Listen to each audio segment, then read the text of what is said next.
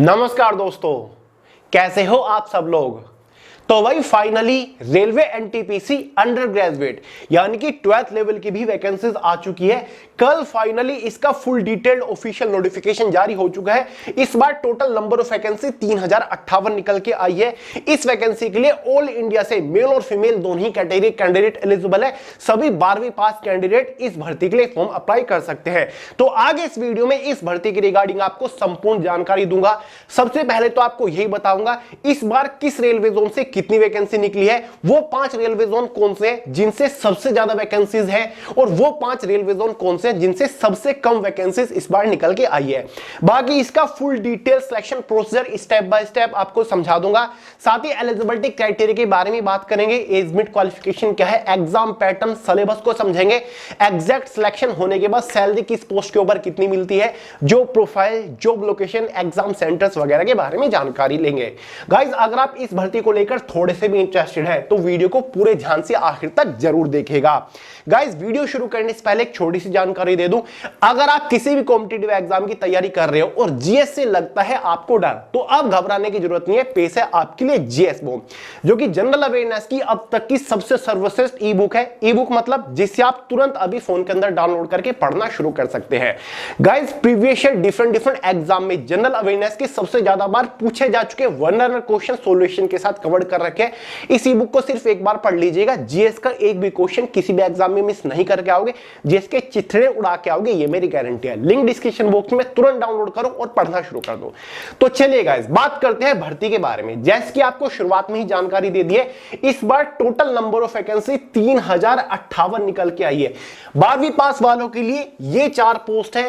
पहली पोस्ट है कॉमर्शियल कम ticket clerk की, टोटल वैकेंसी 2424 है। दूसरी पोस्ट है अकाउंट्स क्लर्क कम टाइपिस्ट की, 394 वैकेंसी है।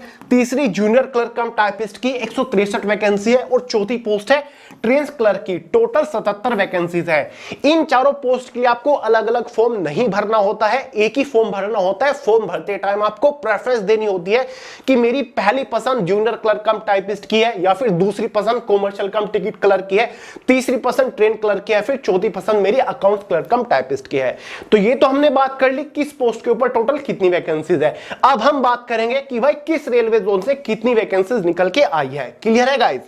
तो यहां पर आप स्क्रीन के ऊपर क्लियरली देख सकते हैं। सबसे पहले हम बात करेंगे कि भाई वो रेलवे जोन कौन से हैं जहां से इस बार टोटल वैकेंसी सबसे अधिक है, मतलब सबसे ज्यादा है। तो भाई पहले नंबर पर आता है आरआरबी कोलकाता, जिससे टोटल नंबर ऑफ वैकेंसी 499 है और सबसे ज्यादा वैकेंसी इसी रेलवे जोन से निकली है। यह कैटेगरी वाइज वैकेंसीज का ब्रेकअप है, ठीक है। दूसरा रेलवे जोन मुंबई है, जिससे सबसे ज्यादा वैकेंसी है। टोटल कितनी वैकेंसी है? 494 वैकेंसी है, ठीक है। तीसरा रेलवे जोन है जिससे सबसे ज्यादा वैकेंसीज है, Prayagraj railway zone, total 303 vacancies है। चौथा रेलवे जोन है मालदा, जिससे सबसे ज्यादा वैकेंसी है 196, ठीक है। ये तो होगा हमारे वो 4 रेलवे जोन जिससे सबसे ज्यादा वैकेंसी है। एक और मैंने रेलवे जोन रखा है जिससे सबसे अधिक वैकेंसी है, वो है हमारा गोरखपुर, जिससे टोटल 173 वैकेंसीज है। तो ये वो 5 रेलवे जोन है जिससे सबसे अधिक वैकेंसीज है। अब हम बात करेंगे उन रेलवे जोन के बारे में जिनसे सबसे कम वैकेंसीज है।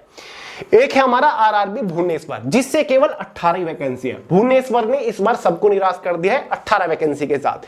आरआरबी चंडीगढ़ से केवल और केवल इस बार 24 वैकेंसी निकली है। लिटरली बहुत ही कम वैकेंसी है। चंडीगढ़ एक ऐसा रेलवे जोन है जिससे सबसे ज्यादा कट ऑफ जाती है, सबसे हैवी कॉम्पिटिशन चंडीगढ़ से रहता है, ठीक है।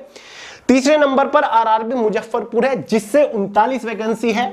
चौथे नंबर पर आरआरबी पटना है, जिससे केवल 24 ही वैकेंसी है। और 5वें नंबर पर जिससे सबसे कम वैकेंसी है वो है इस बार सिलीगुड़ी, जिससे केवल और केवल 7 वैकेंसी है, ठीक है। केवल कितनी? 7 वैकेंसीज है। तो टोटल कितनी हो गई? 3058 वैकेंसीज हमारी हो गई। बाकी ये जो रेलवे जोन है जो कि ब्लैक कलर में हाईलाइटेड है, ये वो रेलवे जोन है जिनसे वैकेंसी ठीक ठाक है, ना तो बहुत ही कम ना बहुत ज्यादा। जैसे कि अहमदाबाद रेलवे जोन 153 वैकेंसी है, बढ़िया है। आरआरबी अजमेर 116 है, ना कम ना ज्यादा।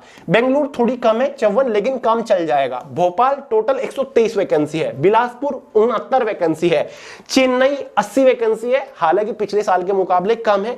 आरआरबी गुवाहाटी 135 वैकेंसीज है, ठीक है। ये तो वो रेलवे जोन है जो कि मॉडरेट है, ना तो इनसे कंपटीशन बहुत ज्यादा रहेगा, ना ही कंपटीशन बहुत कम रहेगा।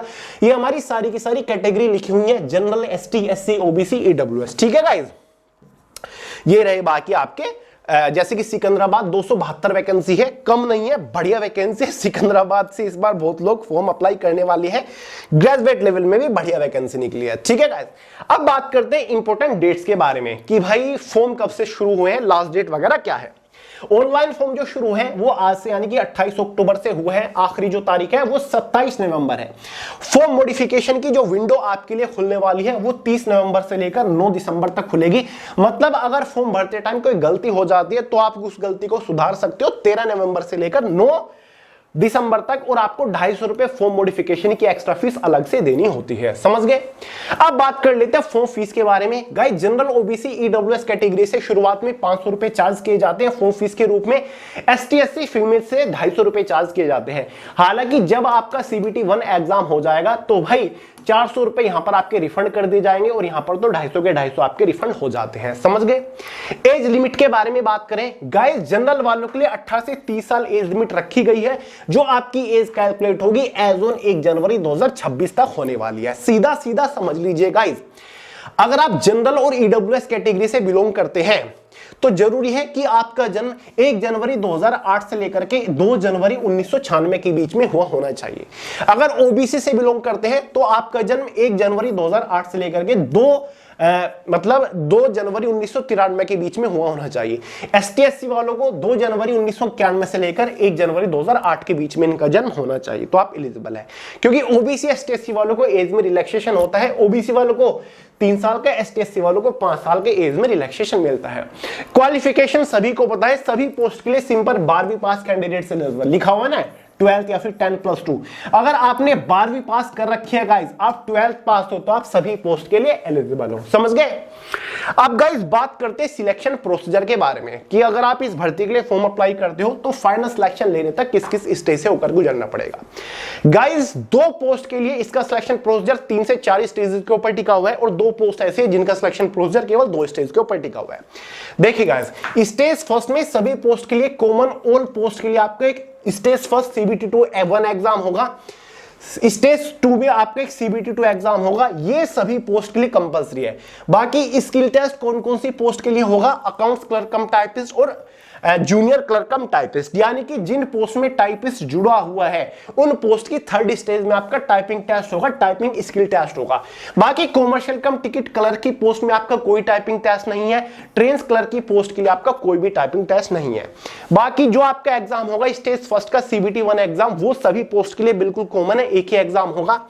एग्जाम कुछ इस तरीके से होगा, 100 नंबर का पेपर होता है, 100 ही क्वेश्चन होते हैं, जिसमें से जनरल अवेयरनेस से 40 क्वेश्चन होते हैं 40 नंबर के अंदर।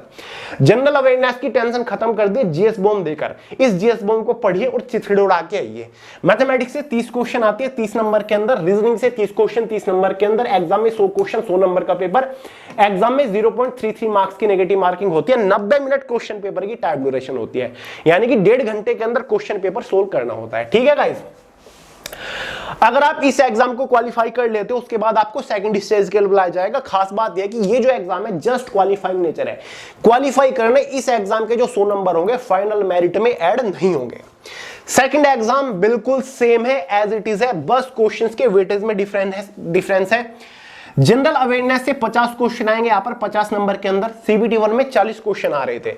मैथमेटिक्स से 35 क्वेश्चन आएंगे 35 नंबर के अंदर। सीबीटी 1 में 30 क्वेश्चन थे। जनरल इंटेलिजेंस रीजनिंग से 35 क्वेश्चन 35 नंबर के अंदर। तो भाई सीबीटी 1 एग्जाम में 100 क्वेश्चन थे, सीबीटी 2 एग्जाम में 120 क्वेश्चन है। टाइम ड्यूरेशन आपकी एज इट इज सेम है। 90 मिनट क्वेश्चन पेपर की टाइम ड्यूरेशन रहेगी। कितनी? 90 मिनट के अंदर आपको क्वेश्चन पेपर सोल्व करना है। 90 मिनट के अंदर 120 क्वेश्चन सोल्व करके दिखाने हैं। एग्जाम वही आपका बाइलैंग्वेज रहने वाला है। समझ गए गाइस? ठीक है। सीबीटी 1 एग्जाम की जो मेरिट बनेगी ना, कट ऑफ बनेगी, इनिशियल क्वालिफाइंग कट ऑफ, वो इस तरीके से बनाई जाती है ताकि टोटल नंबर ऑफ वैकेंसीज के 15 गुना कैंडिडेट्स को क्वालिफाई किया जा सके। सीबीटी 2 एग्जाम में वही 1/3 मतलब 0.33 मार्क्स के एग्जाम में नेगेटिव मार्किंग रहती है। ठीक है। एग्जाम का सिलेबस आपके सामने स्क्रीन के ऊपर है, फिर चाहे वो सीबीटी 1 हो सीबीटी 2 हो, दोनों एग्जाम का सिलेबस बिल्कुल सेम होता है, बस एग्जाम के लेवल में डिफरेंस होता है। ठीक है। मैथमेटिक्स से ये सभी टॉपिक्स आएंगे, चाहे आपका number system, decimal, fraction, LCM, HCF, ratio, proportion, percentage, mensuration, time and work, time and distance, simple compound interest, profit and loss, elementary algebra, geometry, trigonometry, elementary statistics. ठीक है। जनरल इंटेलिजेंस, रीजनिंग के ये सारे के सारे topic है। General awareness मेरी favourite, history, geography, polity, economics, general science, strategy, current affair, सब कुछ आने वाला है आपके एग्जाम में, ठीक है। सब कुछ आपको पढ़ना है, ठीक है। तो भाई ये आपका सिलेबस है, स्क्रीनशॉट ले लो या फिर टेलीग्राम चैनल के अंदर आपको सिलेबस मिल ही जाएगा, ठीक है गाइस। बात करते हैं फाइनल सिलेक्शन किस बेसिस पर होगा। देखिए ये तो आपका एग्जाम हो गए, 2 एग्जाम हो गए। अब बात करते हैं किस स्टेज में टाइपिंग, कौन से एग्जाम में टाइपिंग टेस्ट है। ये जो दोनों पोस्ट आपको दिख रही है टाइपिस्ट वाली, अकाउंट्स क्लर्क कम टाइपिस्ट या फिर जूनियर क्लर्क कम टाइपिस्ट, इनकी 3rd स्टेज में स्किल टेस्ट होने वाला है। टाइपिंग टेस्ट होगा जिसमें 30 वर्ड पर मिनट की स्पीड निकालनी होगी टाइपिंग की इंग्लिश वालों को। या तो आप इंग्लिश की टाइपिंग कर लो या फिर हिंदी की टाइपिंग कर लो। 25 वर्ड पर मिनट की स्पीड निकालनी होगी हिंदी की टाइपिंग वालों को। अगर आप हिंदी की टाइपिंग करना चाहते हो तो 25 वर्ड पर मिनट की स्पीड निकालनी होगी। दोनों पोस्ट के लिए टाइपिंग टेस्ट होने वाला है। Typing test just qualifying nature है, ठीक है। क्वालिफाई करना, आगे बढ़ने के लिए कोई नंबर नहीं दिए जाते। बाकी जो कॉमर्शियल कम टिकट क्लर्क है या फिर ट्रेन क्लर्क है, इनकी 3rd स्टेज में आपका सिंपली मेडिकल टेस्ट या फिर डॉक्यूमेंट वेरिफिकेशन हो जाएगा। इनमें टाइपिंग टेस्ट नहीं होगा, समझ गए गाइस, ठीक है। तो ये है आपका पूरा एग्जाम पैटर्न, सिलेबस। फाइनल जो सिलेक्शन होगा, फाइनल सिलेक्शन लिख देता हूं यहां पर, फाइनल मेरिट के बेसिस पर होगा। मेरिट आपकी जो बनेगी वो 120 नंबर में से बनेगी। फाइनल मेरिट 120 नंबर में से बनेगी क्योंकि CBT2 एग्जाम 120 नंबर का है। रेलवे जोन वाइज और कैटेगरी वाइज और पोस्ट वाइज आपकी मेरिट बनेगी। जिस भी पोस्ट की, जिस भी जोन से आपने फॉर्म अप्लाई किया होगा, जिस भी पोस्ट की कट ऑफ में आप फिट बैठोगे वही पोस्ट आपको दी जाएगी। पोस्ट प्रेफरेंस के बेसिस पर आपको पोस्ट का डिस्ट्रीब्यूशन किया जाता है, ठीक है गाइस। सैलरी वगैरह के बारे में आपको शुरुआत में ही जानकारी दे देता हूं। यहां पर ये देखिए, सबसे ज्यादा जो सैलरी है कॉमर्शियल कम टिकट क्लर्क की पोस्ट के ऊपर है। यही वो पोस्ट है जिसको क्रैक करने के बाद TC आप बनते हो, आगे प्रमोट होकर TT आप बन जाते हो, ठीक है।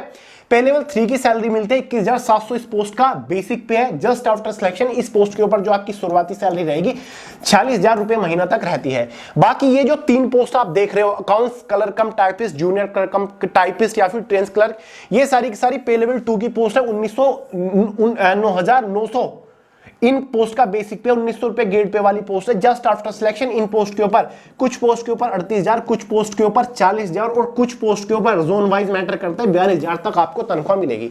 अब आप कहोगे कि भैया तीनों की तीनों पोस्ट सेम है, पे लेवल सेम है, लेकिन सैलरी अलग अलग क्यों? देखिए कुछ पोस्ट पे वर्कलोड ज्यादा होता है, थोड़ी हाई लेवल की पोस्ट होती है, रेस्पॉन्सिबिलिटी ज्यादा होती है, तो उसकी सैलरी 1-1,500 ज्यादा हो जाती है। कुछ रेलवे जोन ऐसे है जो कि आपको कुछ एक्स्ट्रा एडिशनल अलाउंसेस दे देते हैं, तो वहां पर आपकी सैलरी ज्यादा होती है, ठीक है। तो इस वजह से सैलरी में आपको वेरिएशंस देखने को मिल जाते हैं, ठीक है गाइस। बाकी रेलवे इकलौता ऐसा विभाग है जहां पर आपको पार्ट मतलब एक्स्ट्रा टाइम, ओवर टाइम करने की भी पैसा मिलता है, ठीक है। तो ये आपकी तनख्वाह रहती है। जो प्रोफाइल काम क्या करना पड़ेगा, तो भाई चारों को चारों क्लरिकल पोस्ट है, ऑफिस सेक्शन की जॉब है, कंप्यूटर बेस्ड कंप्यूटर रिलेटेड काम करना है, कोई भी फील्ड ड्यूटी फिजिकल ड्यूटी आपको नहीं करनी है, ठीक है।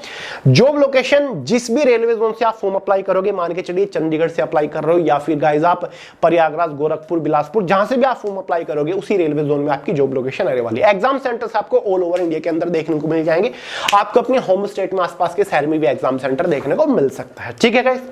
तो इस भर्ती की रिगार्डिंग मैंने आपको संपूर्ण जानकारी दे दी है, यह भी बता दिया है किस रेलवे जोन से इस बार टोटल कितनी वैकेंसी निकल के आई है। तो भाई अपने हिसाब से फॉर्म अप्लाई कर दीजिएगा। बाकी इस बार एक सस्पेंस भी है वैकेंसी के साथ, वो नेक्स्ट वीडियो में आपको बताने वाला हूं, ठीक है। ये चीज, इसका नोटिफिकेशन देखते ही पहले पता चल गया कि भाई किस रेलवे जोन से इस बार कंपटीशन सबसे टफ रहेगा, ठीक है, क्योंकि नोटिफिकेशन में कुछ है सिग्नल्स। चलो नेक्स्ट वीडियो डिटेल बनानी पड़ेगी ताकि आप नहीं समझोगे। तो चलिए गाइस, इस वीडियो में इतना ही था। फॉर्म स्टार्ट हो चुके हैं। 28 अक्टूबर से फॉर्म की जो आखिरी तारीख है वो आपकी वही 27 नवंबर है। फटाफट फॉर्म भरना शुरू कर दो। तो चलिए गाइस, वीडियो पसंद आए हो लाइक करिएगा, दोस्तों के साथ शेयर करिएगा, चैनल को सब्सक्राइब करना मत भूलिएगा। मिलता है अगली वीडियो में बहुत ही जल्द, तब तक के लिए जय हिंद।